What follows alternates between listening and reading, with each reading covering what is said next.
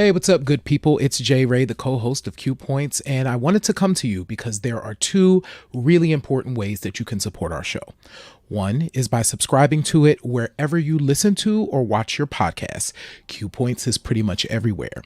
The other thing that you can do is you can visit us on Apple Podcasts, on Spotify, and on Podchaser, and you can leave us a star rating. Please rate us 5 stars because you know you love Q Points.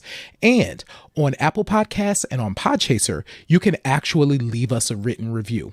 It's not required, but it really does help to spread the word about the show, and it helps people to discover it as they're looking for new podcasts to listen to. We're always appreciative of you supporting Q Points. We thank you so much for all that you've done for us so far, and enjoy the show.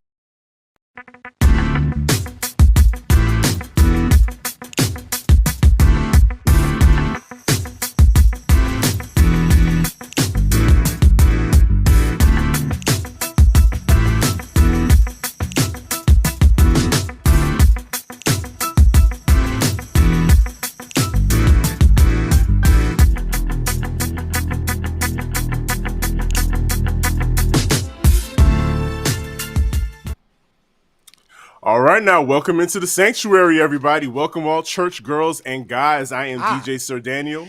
My name is Jay Ray, also known by my government as Johnny Ray Cornegay the Third. What's happening, people?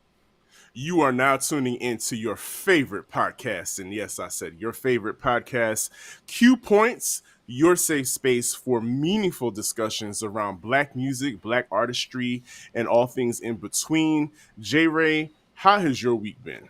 My week has been glorious. I was actually just remarking, like, there's just so many things that have happened that I think are really, really good this week, both creatively and work-wise. And even here on Q Points, like, I'm always excited that we get to be here on Thursday nights and give the people what they want. So it's been good. How's your week been? The week has been fantastic, not without its challenges, but still able to overcome them and come out on the other side. As you said, I look forward to every Thursday getting on this mic and tapping in with you guys and just feeling the energy. Sunday was so dope because this past Sunday we linked up with our guy Big Mike, and we got something really great for you guys. I can't wait for you all to see it. My goodness, y'all. We have cooked this Black country music series that we have been cooking with Big Mike, though. It's simmering. It's simmering. You're going to be able to catch that odor in a minute. It's good. It's real good. I can't wait for you all to try it out. But J-Ray, a lot has happened this past week. We got a lot to catch up on before we have our guest. We have an amazing guest, and we cannot wait to get there, but we got to catch y'all up on a lot of stuff this week. Yeah. For sure. We'd like to pay our respects and say goodbye to the great Dr. Terrence Dean, author, pioneer in the music industry, somebody I looked up to. I had the pleasure of meeting him years ago, over almost a decade ago, down here at a book signing for his novel Mogul, which was groundbreaking at the time. A published book talking about a novel talking about the music industry and all the rumors that we heard over the years about gay people, gay men specifically, working in the music industry and all the trappings that comes with it. But what always stuck out to me about Dr. Terrence Dean is that he was always nice. Every time I saw him, he was always nice, always willing to speak with me. And I'm just saddened that he transitioned at such an early age, super early age, right before his birthday, because he is Team Virgo, like me. And very sad to see him go. Yeah, absolutely. Dr. Dean he had a book. It was the Reclaim Your Power, a 30-day guide to hope. He was a professor at Denison. and was just an individual that impacted so many people through his work. And I never had a chance to meet him, but I know that the people that did, just like you, Sir Daniel, have the same stories. So his death has really impacted our community tremendously. So we absolutely want to send love out to his family and his friends, because that's a tremendous loss. Absolutely. Also, we want to send whole space for yet another very strange and tragic accident that happened at a concert, at the Medusa concert stage. What country was that in That was again? in Is that Spain. Spain? Yeah. Spain. And the stage collapsed Yep. due to the weather. This is not the first time that we've seen horrific accidents like this at concerts, but it never gets easier to look at or to even hear about Yep. because it's just that traumatic. Yeah, and one of those unforeseen things. We have a picture of the stage, and it was a monster of a stage. Not the whole Yeah. thing. The whole thing didn't come down, but just those winds. I know that I saw a column fall, but the winds overtook the concert, and they and unfortunately I think it was one person that lost their life, but there was a lot of injuries. So definitely sending love out to those folks, our brothers and sisters in Spain that were at the Medusa concert. Yeah. And we gotta send well wishes and Hmm. get well soon energy to Scales of the Nappy Roots. Let me tell you guys something. Atlanta is a wild place. It is not. If you came here in '96, Atlanta is not the same Atlanta as it was back then. Atlanta is a very wild place. It still attracts people that want to create, that Hmm. want to make places and spaces for all of us to enjoy. And Scales created a brewery. There's not a whole lot of black owned breweries, period, but there's not a whole lot of black owned breweries in the city of Atlanta. And he is the owner of one, and he was involved in a terrible, terrible attempt on his life Yep. and a robbery, and now he's recovering in the hospital. And we just want to shout him out and give him some good energy. Absolutely. And Scales, man, I have wow. So back in my olden podcast days, Sir Daniel, I Hmm. think you know this, but my fifth show of Seeing Sounds was with our good brother Jeremy Avalon. Shout out to Yeah. Jeremy Avalon. And back then, I traveled with my gear, and so I went to Jeremy's house, and Jeremy was like, "Oh, my cousin Scales, he went by Fish Scales at the time, happens Uh-huh. to be here." And I got a chance to meet him, and I set up literally Jeremy and Scales. We talked for like 2 hours. So my fifth show is a two-part show that I have this rap legend and this DJ legend on, and we're literally sitting around the table Wow. talking, because they were both mourning their uncle, and we Mm. were just having three black men just sitting around the table just chopping it up. I got a chance to meet Scales' family and all of that stuff. So just a good dude, and definitely sending him love, because that was just a crazy story to read today. So Yeah. It's pretty wild. listen, we gotta, I don't even know what the answer is. We'll probably have to have some conversation on Q Points and invite some folks on, but we're still having the conversation about the violence. We have to figure it out. I don't know what the answer is, but we got to do something. It's a very precarious place to be in right now. Just navigating, life period. We got all these different things coming at us. We got things on a political level Mm-hmm. that's trying to take us out. Then we have the economy doing its thing. You know, people are trying to make a dollar stretch to Mm-hmm. make to each paycheck. And then on top of that, we have violence in the Yeah. community, having to watch your backs. And you know, for all I try and add levity to my life every time I can, because that's the only way that I can get through. Is that, me? I'm a jokester. Mm-hmm. I like pranks. I like I like telling dad jokes. I like hearing dad jokes. All of that stuff. Anytime I can do anything to take my mind away from the troubles of the world, I'm going to do it. And if you're like me, you want to join me. Yes, because I'll be there. I'll be DJing. You will be here. I will be at our good friend JB's Record Lounge. JB is producing a comedy show, and it features the comedy of none other than T. Sanders. She will be performing her set. I will be DJing in between and at the beginning and then at the end and in between, just so that we can all have a good time. If you want to join us on that evening and you want to let go of the woes of the world, you want a good laugh, make sure you come out and join us at JB's Record Lounge for a night of comedy with T. Sanders. It's Saturday, August 27th, so you still have time to get tickets. If you go to JB's Record Lounge on Facebook, it will take you to an Eventbrite link. You can click that and you can get your tickets there. It's limited space, so you want to go ahead and get them now because you want to be up in front. I'm not going to sit in front. Well, I'm not going to be on the side. You're going to be behind. Yeah, you're going to be behind the turntables. I know J. Ray does not like being up front in comedy shows because I don't want to be in the room. Although I want to see T. Sanders. I do want to see T. Sanders. I would go see her, but I would be in the back.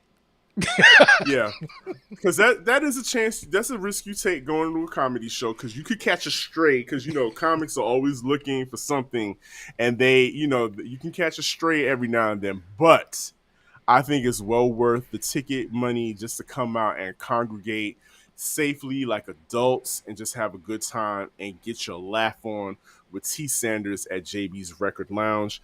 Yeah, you might want to come down for this one, J. Ray. I got to make it back to Atlanta. I'll be back soon. Get ready, Atlanta. I'm a fall through. House in the Park is coming up.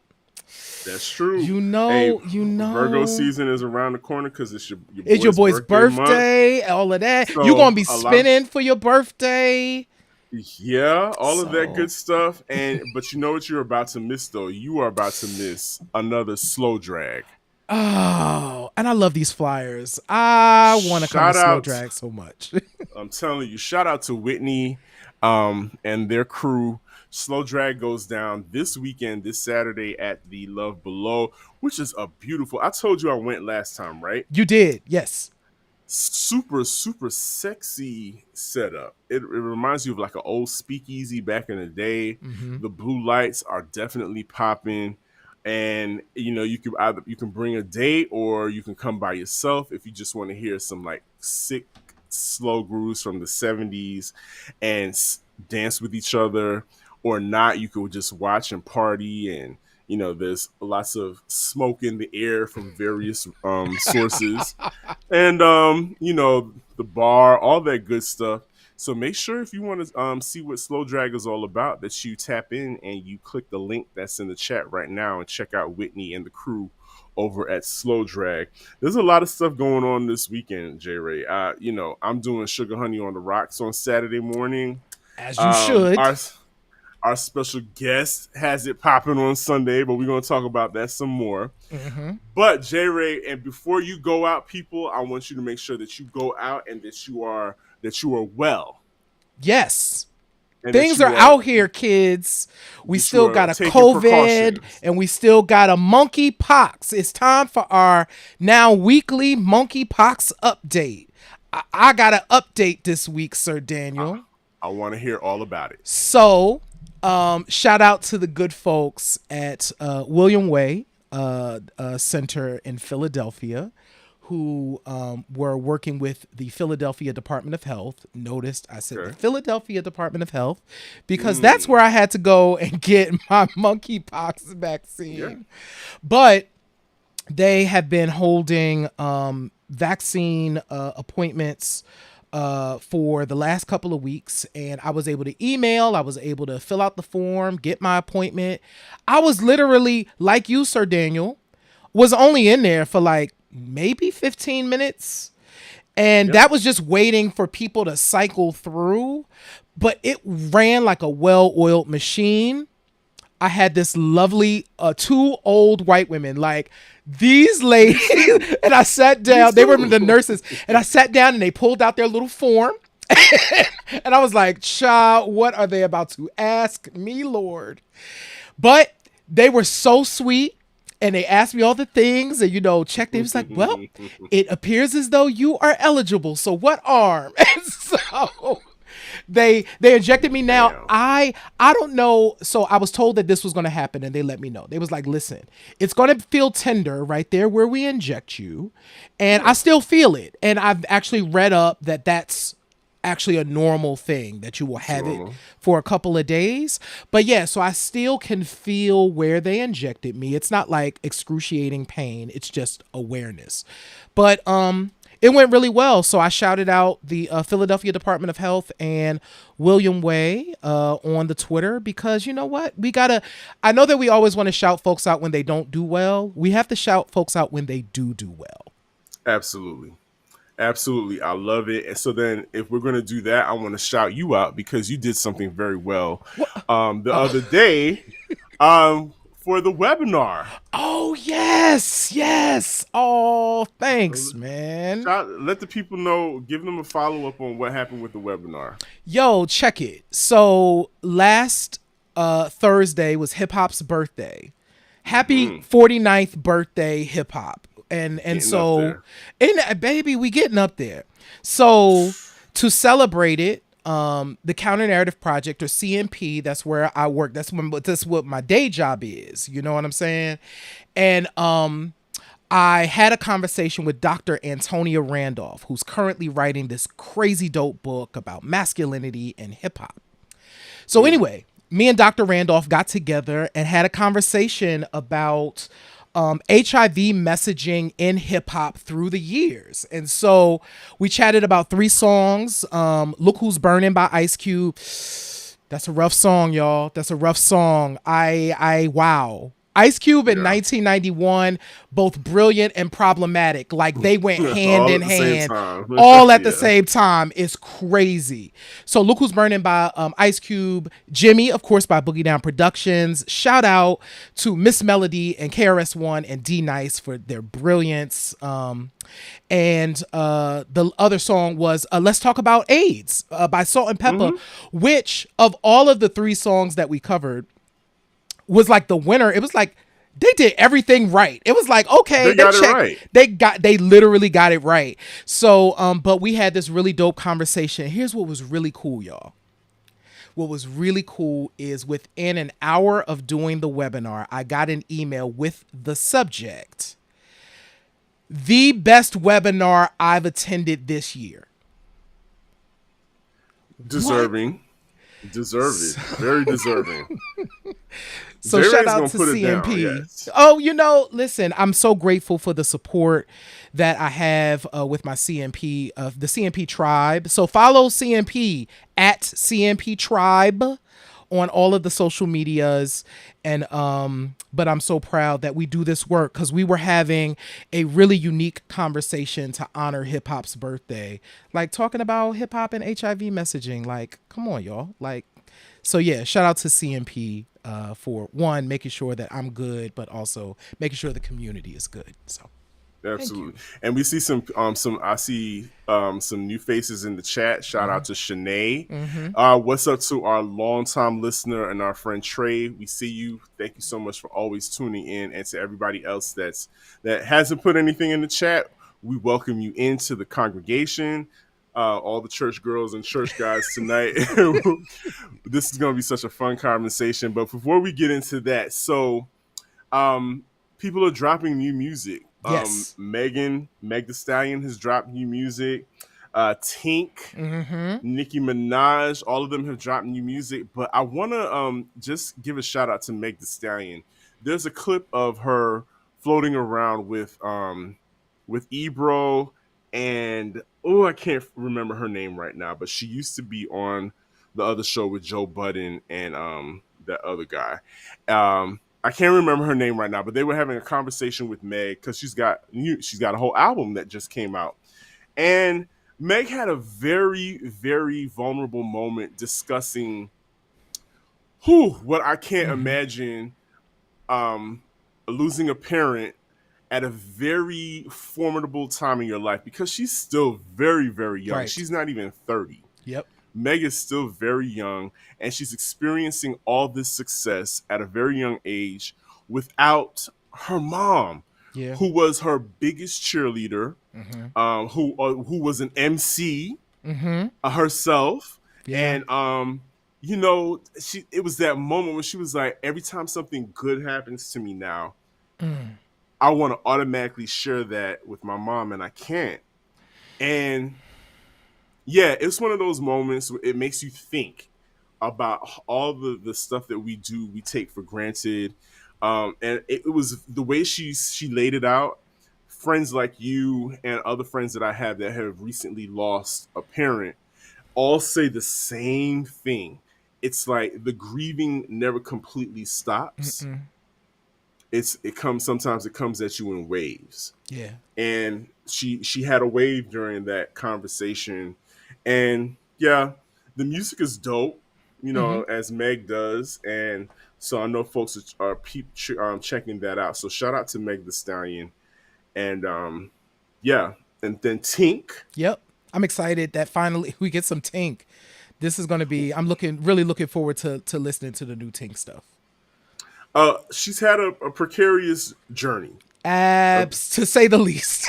a lot of situations, you know, money wise and label wise, and working with Timbaland, and now Mm-hmm. she's working with Hit Boy. Oh, now did you see this? There's a clip of her and I forget. Is it? No, it's not Ari. Is it Ari? Somebody. She and another young lady Mm-hmm. are doing a remake of "The Boy Is Mine." Okay. Yeah, Cool. yeah. Okay. It's a little Let me clip look. Let floating me out go there. find it. You see, my brain had to do like a whole thing. Like Yeah, it was yeah, computing what I was yeah. hearing. Anybody watching right now, drop it in the chat if you heard the clip, and just drop like one or two words of what you thought of Tink's remake of "The Boy Is Mine," and Nicki Minaj also has dropped new music.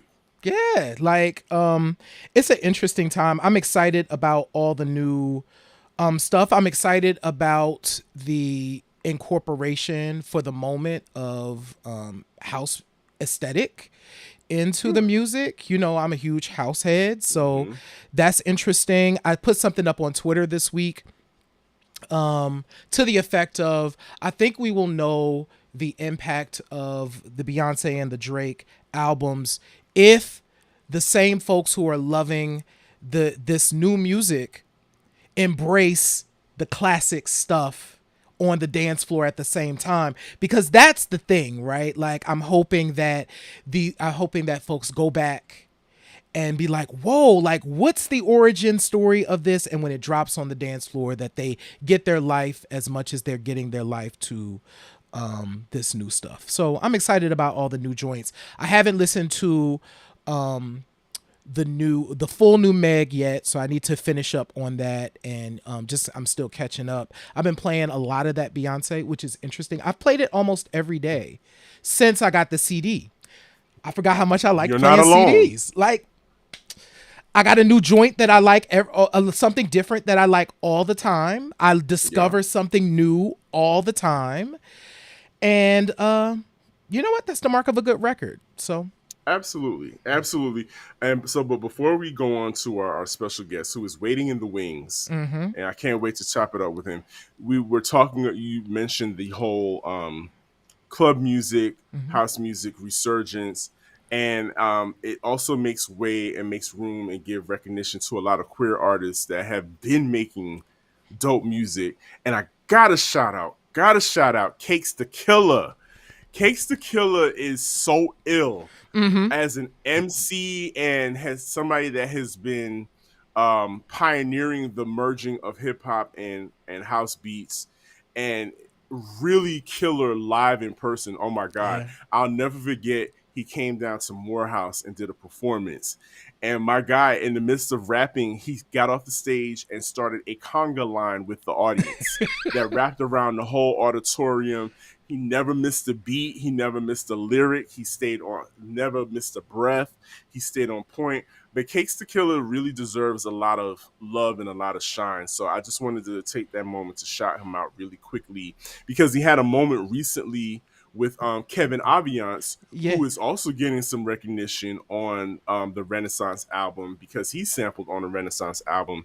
So it's really good to see, two legends on stage just ripping it down and just having a good time. So this is a really great, this is a great moment in music. And I think, like you said, we just need to give these artists some love. Give them some love. And can I make a other note too?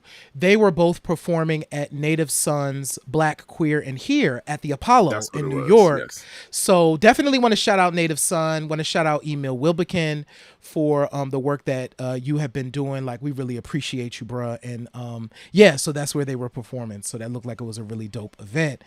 And I think it's time. I think I have a bio to read. I think it's time too. We don't like to have artists waiting for too long because artists can be temperamental, and they can be sensitive about their shit, like Erica said. But yes, let's introduce our special guest. My goodness, y'all. So we want to absolutely welcome DJ Saint Smith to tonight's show. So I'm going to read Smith's bio because it is meaty, of course. The new classic is being redefined thanks to R&B crooner Saint Smith. Hailing from Baltimore, Maryland, shout out to Baltimore. The 27-year-old singer-songwriter is blending today's R&B with 90s soul music. Inspired by artists from D'Angelo to B. Slade, Smith has created his own unique sound and donning it Church&B. We cannot wait to talk about this. Yes. So, already performing with and impressing the likes of Faith Evans, Tweet, and Kim Burrell, to name a few, Smith is proving to become one of R&B's most promising new acts. Growing up in a dual pastoral household, Smith was introduced to music, particularly gospel, at an early age. Inspirational acts such as the Clark Sisters, the Winans, Shirley Caesar were the soundtrack to Smith's budding artistry. When left unattended, Smith would secretly listen to secular artists like Prince, D'Angelo, Faith Evans, and Maxwell for hours. Quote, "They've really helped shape the way I think musically. I grew up in church. Both of my parents are pastors, so I definitely have a heavy gospel influence in my music and concepts." Now residing in Atlanta, Saint Smith has taken up a new musical craft of DJing and has been performing all over the city. Yo, it is time to welcome DJ Saint Smith to the room. Welcome. I got applause. Hold on, I got this. Smith. Come on, let's go. It ain't working right now. It's gonna come later. There it is.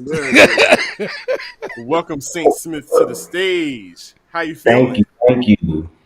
I'm feeling great. Thank you guys so much for having me. I'm so excited to be here. And I feel like this is actually my first interview as a DJ. So I'm very, very excited about that and happy to be there. Hopefully I'll drop some exclusives that, make the headlines tomorrow. I know that's right. Some gems. We going to go viral.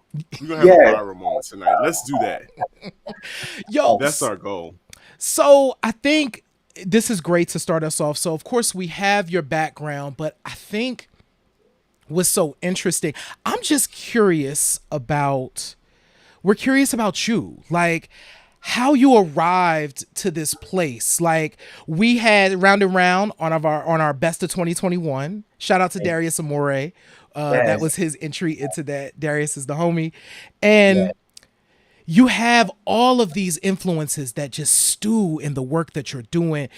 Can you tell us about your lineage, your musical lineage? What brings you to this seat and this place in your life and your musical artistry?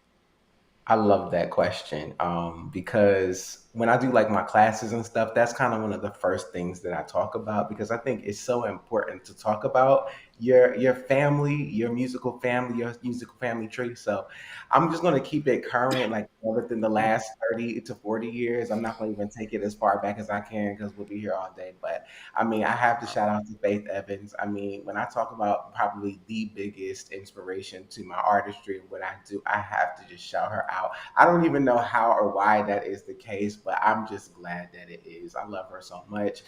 B Slave, formerly known as Tone, he is such a huge inspiration. I call him like my musical father. But then you have like the branches, so the Carl Thomas, the Joes, the Case. I mean, he is like a musical father to me. The Kelly Price, the Mary Marys, the Warren Campbells. So just all of those kind of, like you said, have just been stewing and really informing a lot of the creative work that I've been doing.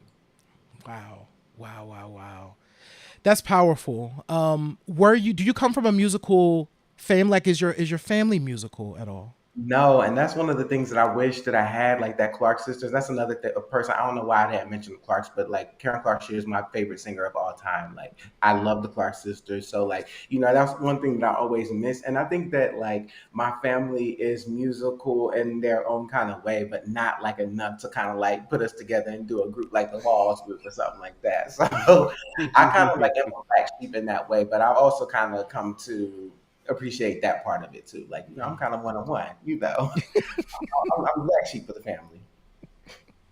Now, it's funny that you use that term black sheep of the family because, you know, being in your bio, it states clearly you are a PK. Yes, And, yes. I'm pretty certain that all those of us who grew up in and around church are familiar with the whole, everything that revolves around church, including choir practice and Sabbath school, or in my case Sabbath school. I grew up Seventh-day Adventist, but Okay. church school, all of that stuff. Yes. So in your matriculation as an artist, becoming who you are and singing what is called secular music, what Hmm. was that journey like, and what was there a battle um, to become the artist that you are now and not be a gospel, a gospel inspirational artist to please, perhaps your family and the people that you grew up with? Okay, so I love this question too. And part of my therapy work is I am a people pleaser. So like I definitely have that, especially for my parents. I care so deeply about my parents and their opinions and their thoughts on things. And so I've been an artist for 10 years. I celebrated 10 years this year last month. So I've been in the game for 10 Shout out. years. Before all of this all happened, I thought I was going to be a gospel artist. The only reason that I became a artist at all is because of an artist. I'm gonna shout out to Brittany Wright, who is, I think, from Cleveland, but she spent time in Baltimore by way of Morgan State University. And I saw her one time, and I thought I was going to be. I always was musical. I always was like in music and things like that. So but I mean, I saw her one time in live when she was like doing her debut album concert, and I mean, it literally changed like my life. I knew that I wanted to be an artist after seeing her. She was just dynamic. So it was even so much to the point that I ended up working with the team that produced her debut album. That became like my production team. I was just so moved by what she did, and so I thought I was going to do gospel.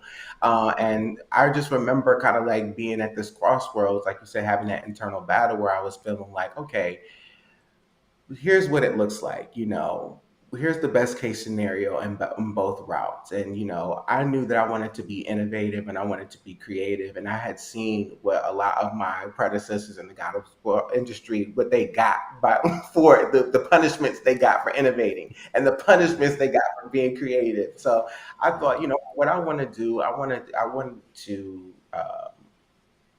kind of do something different. I want to go a different route. And so I talked to my parents about it, and I kind of got their blessing to move forward in that way. And that they're I think like when people think of PKs, and when I tell people that my parents are pastors, they get this image in their mind of this stark like pastor. But my parents are like the coolest like pastors and just break down the word in such a way that is just palatable for all. So, I was just happy to kind of get their blessing. And once I got that, I was kind of free to just move forward. And I think just like you said, all my experiences and just my new influences and all those things just have kind of created this hodgepodge of music craziness that I can kind of like dip in and dip out of as I choose.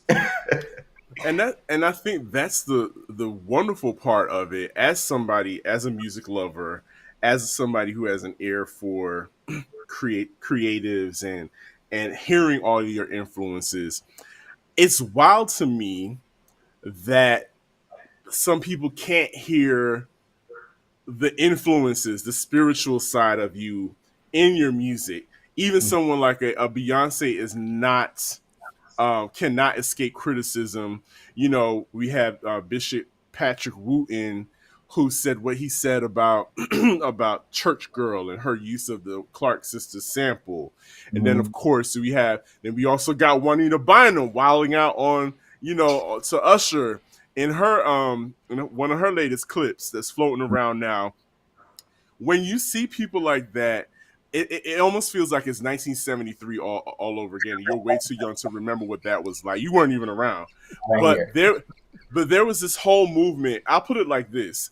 I'll never when I was about 8, I think about 7 or 8 years old or 9 in school. I went to a private 7-day Adventist school.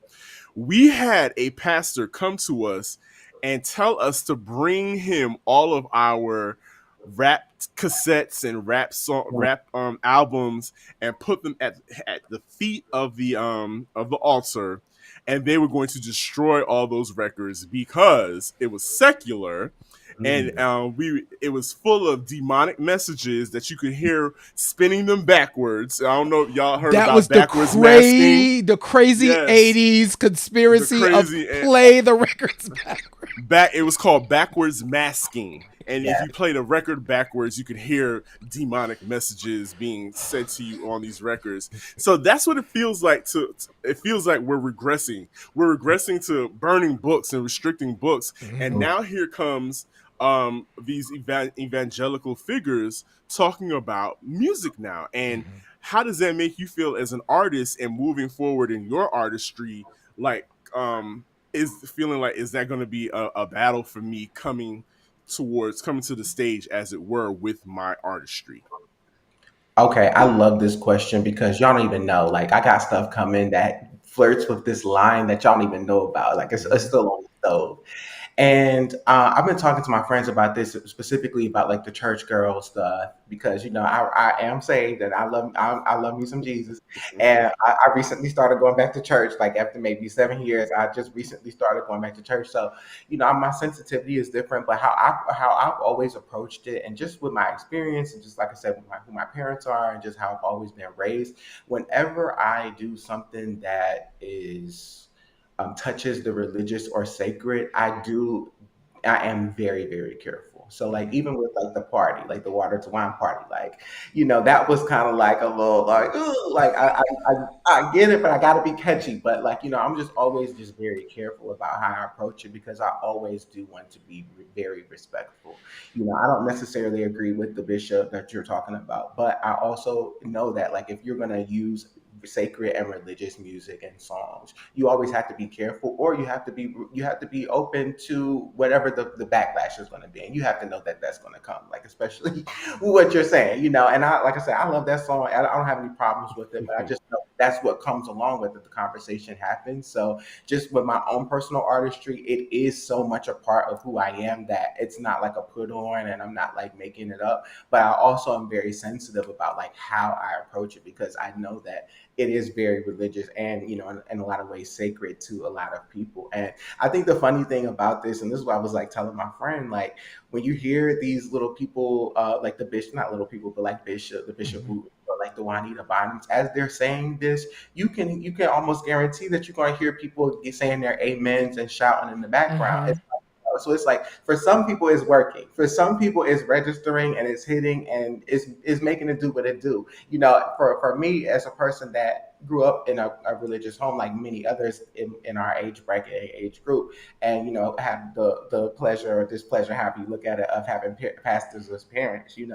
And having not been in the church, maybe in almost a decade, my sensitivity is different. So when I'm hearing that, I'm kind of like, oh, like that's off. But if I was in church and I was like, living that life, and it might work for me, it might hit different. So I just have to be kind of like aware of that. But I know it's kind of like roundabout, but that's just kind of how I approach it. Just, I'm gonna give a reference. I'm going to, have some type of church stuff in my music, but I'm always just super careful about it. So that way, if it is any like backlash or feedback, it's minimal. And I think this is a good place to actually open, since you opened the door to this and talking about the Water to Wine Gospel Day Party. Yeah. Mm-hmm. So, all right. What's been really, really dope is listening to these mixes and these blends that you've been doing. Cause I'm like, oh, that's all right. Okay. Where it's like, all right, folks are going to be ready to hit the floor to these songs. Yeah. Tell us about how the concept for this event came about Yes. and what you hope people get from it. I love that. Okay, so how it came about. So as we've already talked about, like I have tons of gospel influences. I have tons of like R&B influences, and I just started DJing like last year, and so my experiences are still really new.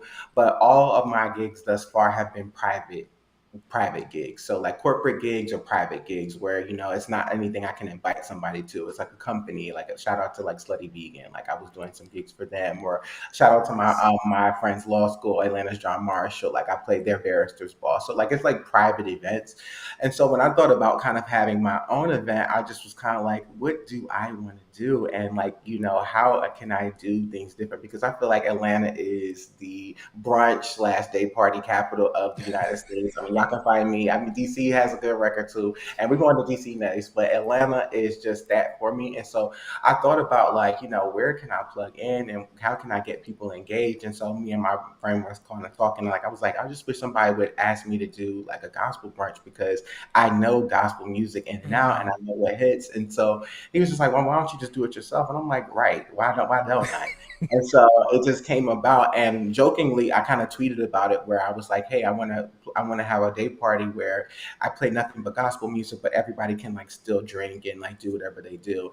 And it kind of went mini viral, so it didn't go like thousands viral, but it got like in that 150 range where I was like, "Oh, okay, people are interested in this." So I just started kind of like just canvassing people, kind of building it out, kind of thinking about the set, and I was just like, "Oh no, we're definitely going to do this." And I think sometimes you work things backwards. So obviously, that was kind of like, I love gospel music. I want to play that as my first public gig. But then you start rolling it back and thinking about, wow, we're in a space now where like the Roe v. Wade stuff had happened, Ukraine is happening, all the stuff that we're regularly going through, COVID, monkeypox, and it's just like, I love what DJ Sardane was saying earlier about just creating spaces where you can escape and really just have a moment of break where you're not faced with the troubles of the world. And day parties do that anyway, but I thought like, what better vehicle to do that with gospel music? And gospel is like that translation of good news, and I felt like it's just so appropriate right now where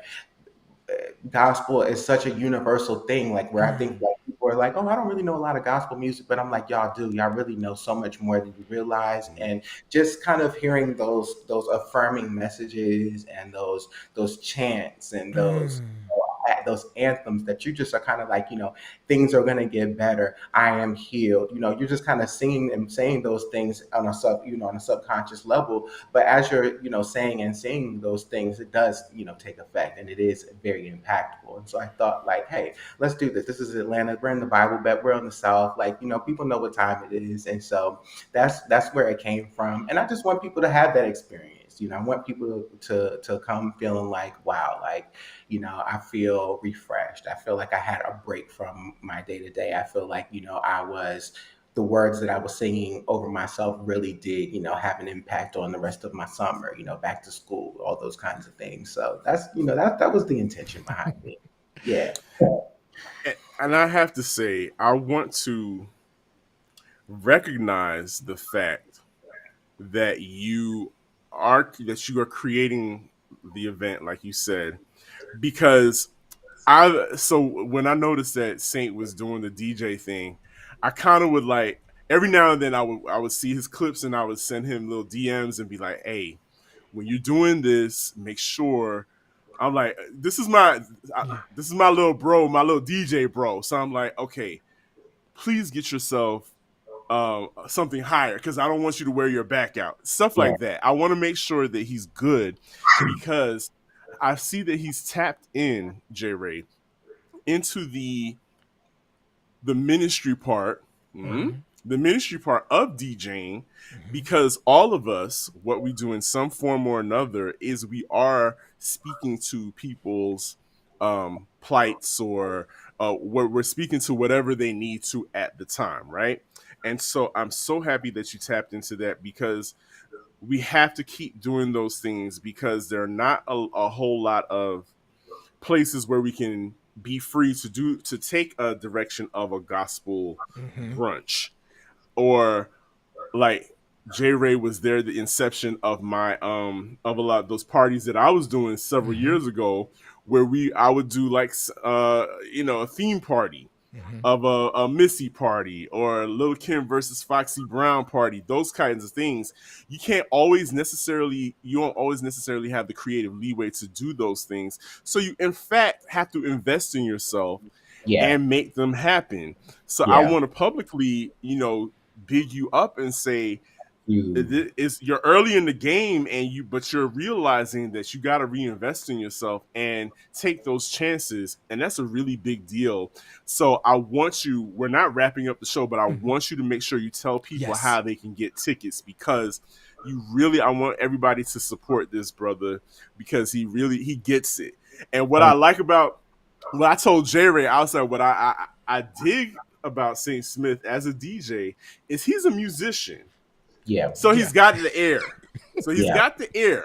He's not playing around. He knows music. So that's what made me feel like, okay, he knows what he's doing. He knows what he's doing. So please let people know how they get tickets to be at the Water to Wine on this Sunday.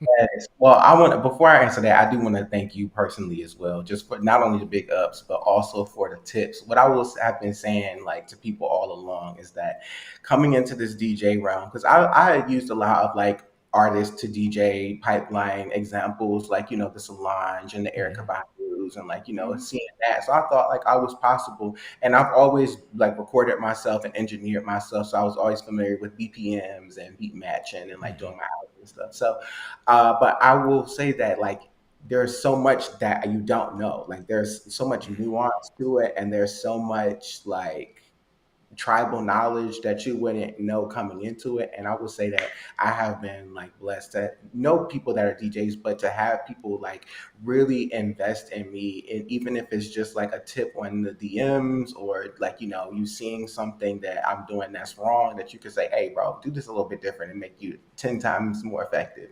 So I appreciate that so much because I do recognize like that it is a sister gift in a way because like I said, I have been engineering and recording myself, but in a lot of ways because of my experience and expertise in some musical disciplines, I do recognize that I do have a lot to learn as a DJ. And I mean, even watching y'all's interview last week with Artistic, I'm like, oh my God, like I really need to get my skill up. So like, just to be welcomed in that way has been so satisfying and lovely and gracious. And I always love to extend that to people coming into wherever they're coming into. So to receive that is like been so satisfying, and you've been like such a huge component of that. That's why I'm like, yeah, like I definitely got to have you at my party, and I want to invite you.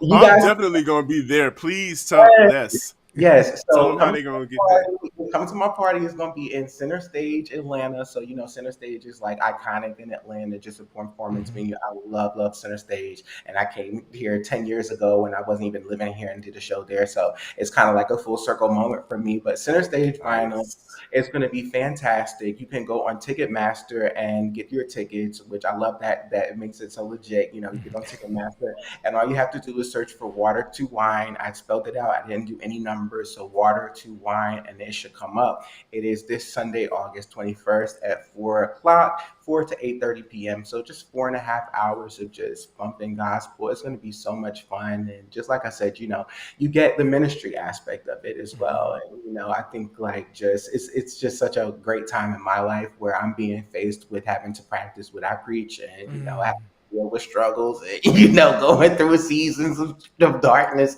So it's like, I'm looking forward to the event too, because I'm gonna get what I need too. I'm gonna be ministering from that space too, where like, everything has up in sunshines and rainbows for me, but I'm pressing through as well. And I'm pressing through to make sure that people have a fantastic, experience and really leave feeling elevated and lifted. So I'm really, really, really looking forward to it. I really am. Well, we have put the link. So for all of y'all, we will make sure it's in the description too. But for those of y'all that are joining, we put the link in the chat.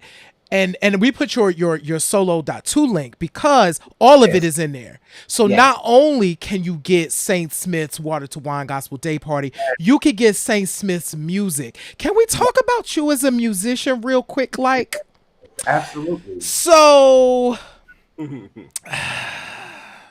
listen, so I got introduced to you through Round and Round. Like that was like my entryway.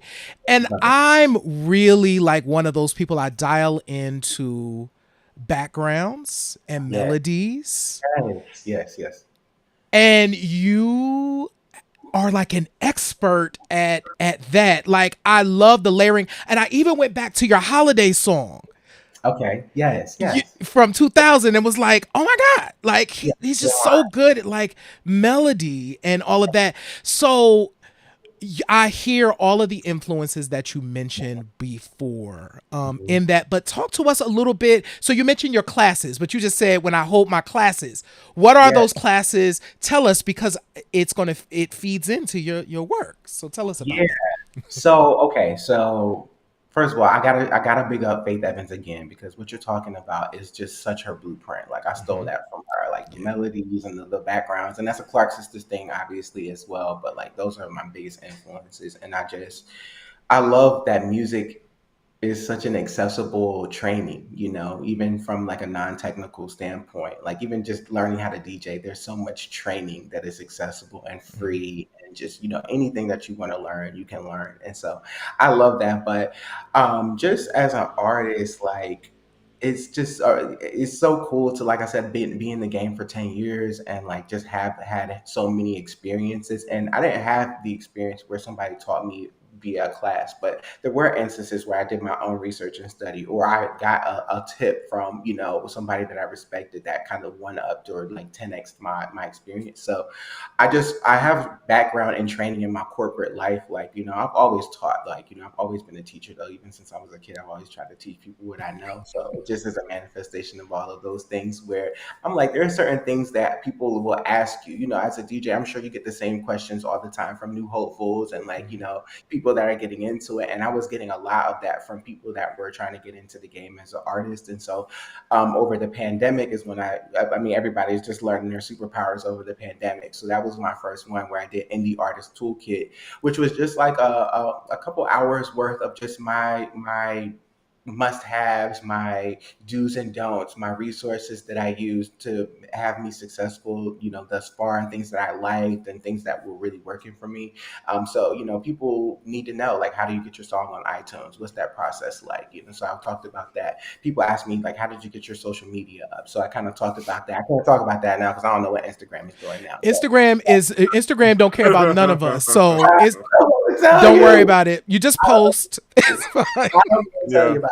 Back then I could tell you, but just those things that are for people, and then just kind of making it accessible for all those. You talked about like the background and layering. So my second class was a background vocal intensive. I had Faith Evans and Duran Bernard on as my guest lecturers, and they just talked about their approaches and how they. Hold on. Pause. Go ahead. You had Faith Evans and Duran on. Say that just one more time. We just need to make sure that people hear it. Yeah. Living legends, Faith Evans and Duran Bernard supported me in this class, because I'm like, when I think about backgrounds, Faith is like the blueprint, like I said, for my my recording artist self, and then Duran, he's just so Hmm. known for his work with Erykah Badu and like the Yeah. live portion of that. So I really wanted to encompass all of that. So that, and then this year, most recently, I did a songwriting intensive where I had Ray Louise, I had Mel Smith, who's here in Atlanta, and just brilliant minds and thoughts and points of view that we can just learn from, no matter the level. You on the Faith Evans level, you on the Duran level, you on my level, whatever level, we got something to say and we got something to teach. And I think it's just so cool to be able to do that and to be respected enough for people to come and sit in your face for however many hours and just hear what you have to say. And so, yeah, I love doing that education piece. I will continue to do that every year. Wow. So, I love the fact that that you feel like education is valid when it comes to this music game, when it comes to artistry Mhm. and putting out, not just putting stuff out just to be putting it out, but Yes. making sure you maximize your talent, make sure you maximize the art that you're putting out so that it lives forever. Talk to us about, so J. Ray Smith and I follow each other on Twitter, and every so often there are these recurring Twitter questions that make us roll our eyes because they come. It's kind of like the like a hay fever, right? Every now and then it comes around and it makes your eyes water, it makes your eyes roll, and you're just like, oh, here we go again. We're talking about this. Well, most recently, and this came from a very high profile person, but a question that always comes up on the social medias is always about, is R&B dead? And this time, that question was posed by none other than Mr. Sean Diddy Combs himself, which is the reactions were priceless because, hey, he really set himself up for that. But I wanted to talk to Smith. I want Smith to react to that whole conversation that comes up about what R&B, because clearly it's not about the fact that people aren't making R&B music anymore, but what Right. people are reacting to is the evolution of R&B and what it used to sound like and what it sounds like now. And so talk to that and why we are still, and how does it make you feel as an artist, a Hmm. working artist, to hear people pose that question, is R&B dead? Wow. Oh my God, this is so loaded. I will say that, Puffy, you had no business asking that question. I love Zero Puffy. business asking. I love Puffy. Y'all Yeah. know, anybody who knows me know I love me some Puffy for more reasons than one. But you had no business asking that question. So that's the first thing I have to say. Second of all, I do think, oh my God, that question is very hay feverish, but it's so polarizing because I feel like there is a little bit of something to it. I don't want to call it truth, but there is something to it because obviously we can be very clear that the sounds are very different.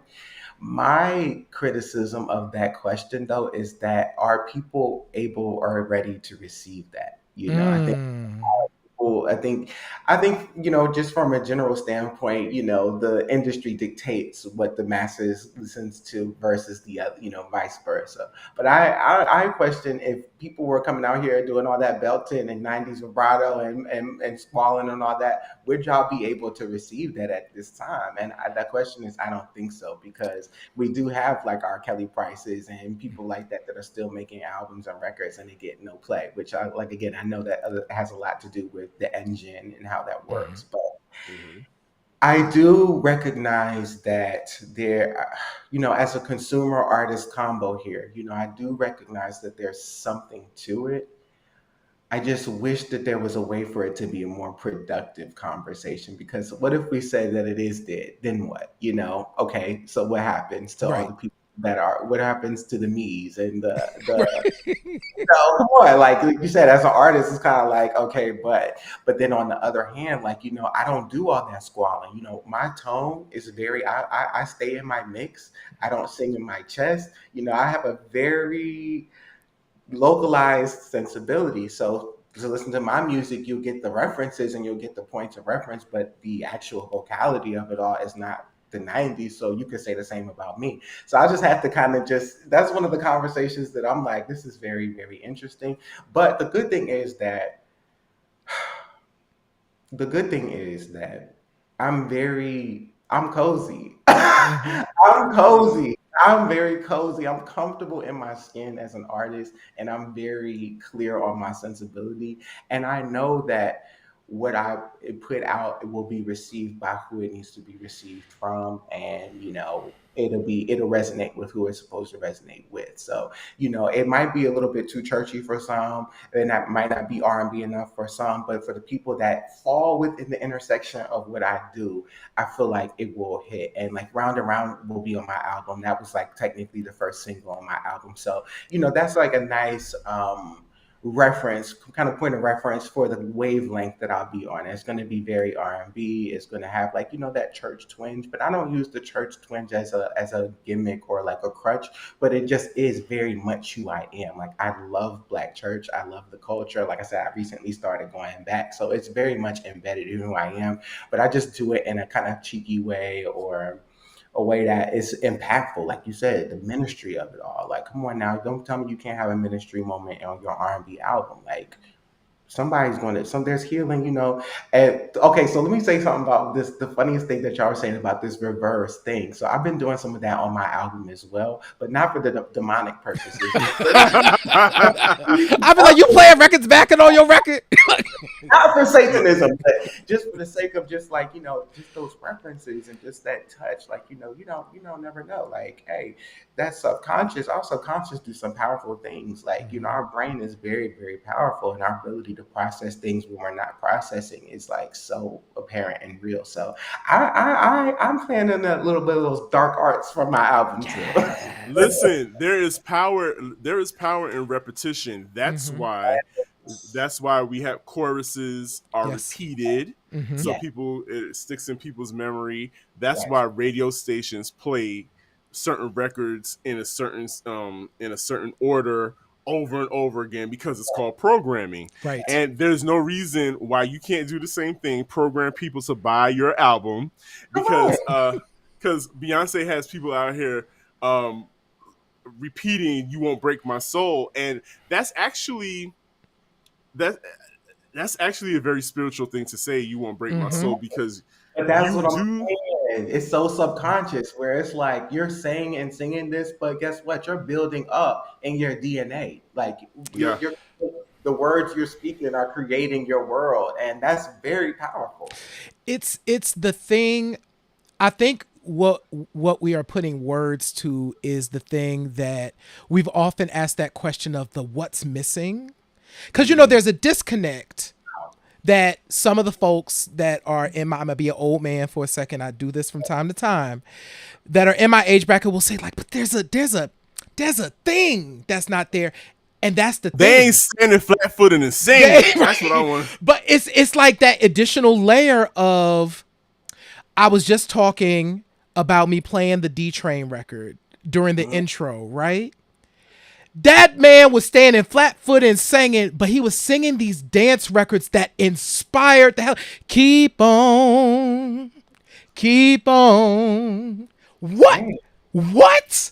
Dang. And you're singing, and you're closing your eyes, and you are throwing your hands up in the air. You in that club, you drunk a little bit. Right. But you are being fed, and you never will forget that feeling. So the spirit is in there with you too. That's right.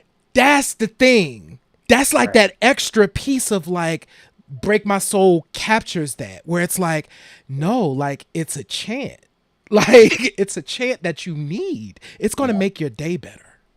And so I'm so grateful to her for tapping into that, because I know, like last week you were talking about just like the queer like recognition all those things, but also that spiritual element that's just so intentional and such a thread that's subtle, but when you really tap into it, like, I think Break My Soul is the most in your face, but there's such a spiritual thread through that I think Beyonce knows at this point that we'll sing anything that she puts out, but just being so intentional about bringing the spirit into it is like, the church geek in me is like gagging, because I'm like, yeah, that is a big piece of what's missing. Wow. Absolutely. It's ancestral. It's also ancestral. Ancestral. Oh my God. Yes. Wow. I can't believe it's not what we've gone over a little bit in our time, but that just lets you know the conversation is that juicy. Yes. And just talk to us some more about, you mentioned the queer aspect and queer recognition that Beyonce has done, and just today, hitting the timelines and the everything. Tevin and Campbell, confirmed or said what was vocal about the truth about his life, and that he does identify as a gay man, and that he, in his artistry, he shared the journey that he's been on with reconciling that at an early age too, reconciling that, and now being loved on for the art that he gave us. Yeah. And it's remarkable to me, because we've always given Tevin Campbell love, but I see a lot of younger people now giving him love as well. Singing "Can We Talk" to the top of their lungs, all the time now.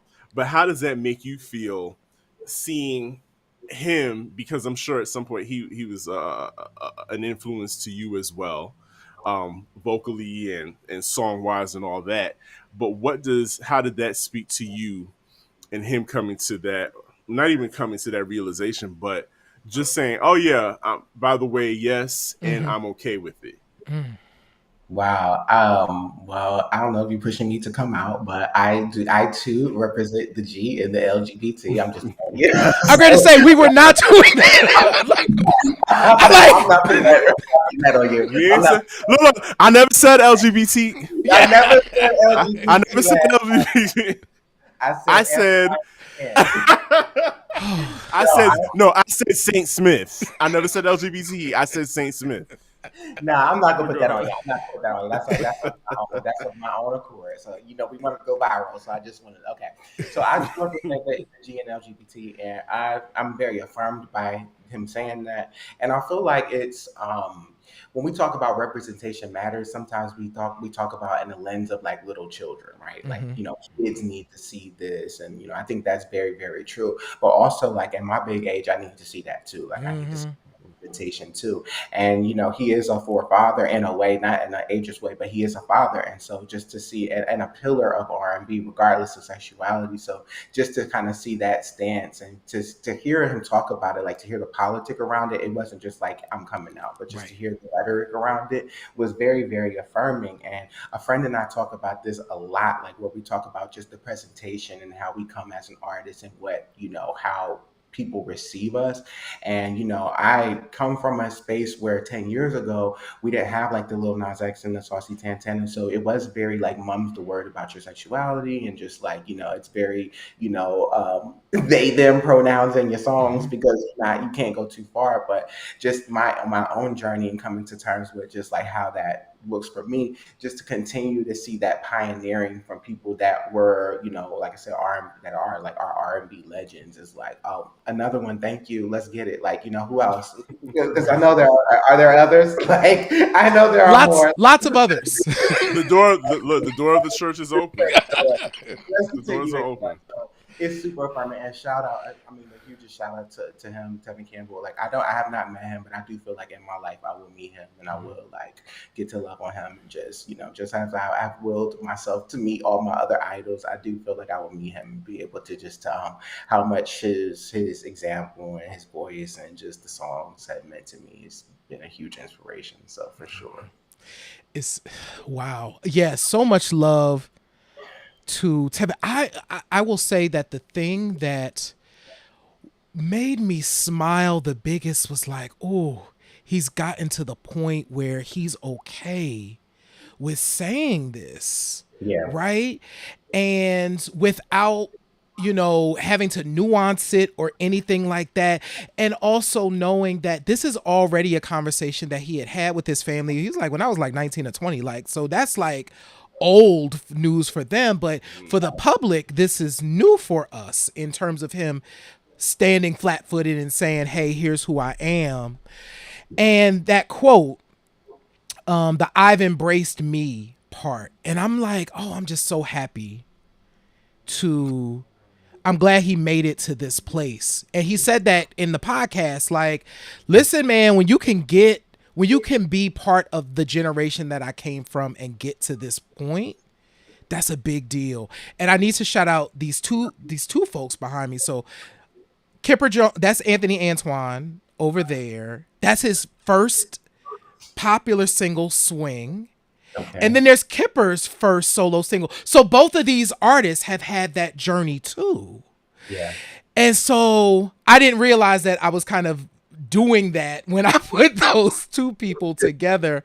But even us just having this conversation about Tevin as well, just puts it all in perspective. So I'm just so happy that I had to look up his birthday really quickly because he is very, like, even just outside of this, he does strike me as a very like straightforward, shoot from the hip type of person, and he's definitely a Scorpio, and giving that vibe, it's giving that big Scorpio energy, big Scorpio energy. I get it. Wow. So as we wrap up, I just want to second what you said, and confirm also that you will all the things that you are working towards, Saint Smith, for your future. I'm so looking forward to Sunday, to rocking out with you and the rest of Atlanta at the Water to Wine brunch day party. Not a brunch, excuse me. There will be no food there. He didn't say that. He didn't say that. I messed up. Drinks. There's no food. There'll be a bar. Yes, there'll be a champagne and whatnot. But I'm so looking forward to that. We are so looking forward to the album, the full body of work that will be coming forth for you, and everything that you touch. Please, as we wrap up, please make sure everybody knows how to find you, and how they can stay in touch with you, so that we can go ahead and party with you in the next couple decades.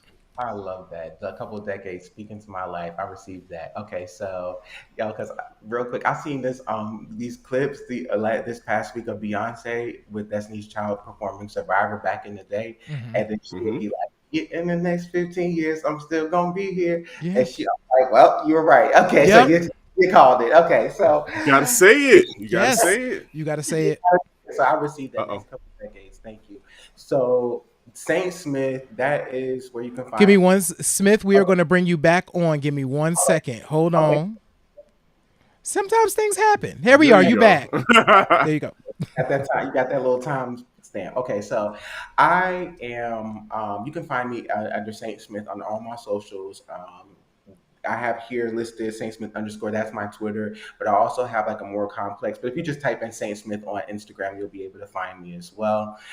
And also on SoundCloud, like I'm DJ Saint Smith on SoundCloud, and of course I have my artist Saint Smith as well. So I have 2 new DJ mixes that I have put on my SoundCloud that are pretty good. If I do say most of myself, I really love doing that as well. So just holla at me. I'm always like on. If I ain't on nothing else, I'm on that Twitter and Instagram. So just holla at me. I'm always down for a good laugh, a little comment, a little DM situation. I'm always good for that. And so just come find me and come, like I said, come to my party on Sunday. Come to my party. I love it. I love it, J Ray. Listen, what can I say? We've done it again. Done it We've done it again. again. Saint Smith, thank you so much for hanging out with us. Like, Thank this you. means so much. Your work is dope. Your music is dope. I wish I could be there for the party, but I know I'm gonna see pictures. And when I come, you know, we gonna work it out. And you coming to, if you bringing it to DC, so that's okay. I'll just pop down to DC. So it's all good. Hey, and I know that I invited y'all. I invited you guys, and offered you guys tickets. Like, hey, if your people are here, that are in Atlanta, or your listeners, anytime between now and then, I'm happy to offer them some tickets as well. So send them my way, send them to my DMs, and I'll be happy to give some of your listeners some tickets because I would love for them to experience this as well. So I'm happy to do that. Please let me know. Y'all heard it here first. Y'all heard it here. Thank you, man. So for all of the folks, make sure that you are following Q Points. Make sure that you head on over to Apple Podcasts and make sure that you subscribe and also leave us a review. You can subscribe to us and listen on Spotify as well. Make sure that you are subscribed to us on YouTube. For those of you who are joining us on YouTube, thank you so much. Make sure that you go ahead and hit the subscribe button. If you are not on YouTube, we just dropped the link in the chat for you to go ahead and go to YouTube and subscribe. Hit the bell notification as well. Listen, if you like the show, you could drop us a tip. You know what I'm saying? We are a working business. We are growing Q Points, and you could drop us a tip. If you are like, ooh, I want all of what Q Points has to offer, you could become a member on our website. It has all of our extra content. It has all of the videos to our shows. It has access to the community, which of course we're still building up because we're a growing show, but you could get in on the ground floor. So there's lots of opportunities to connect with us, and we just want y'all to connect with us. So make sure that you go ahead and do that. Well, it's like I say every show. J Ray, what do I tell the kids? In this life, you have a choice. You can either pick up the needle or you can let the record play. I'm Sir Daniel. I'm J Ray. And that's Saint Smith, DJ Saint Smith, singer-songwriter Saint Smith, all of that good stuff. And this has been Q Points. We thank you, and we'll see you next time. Peace.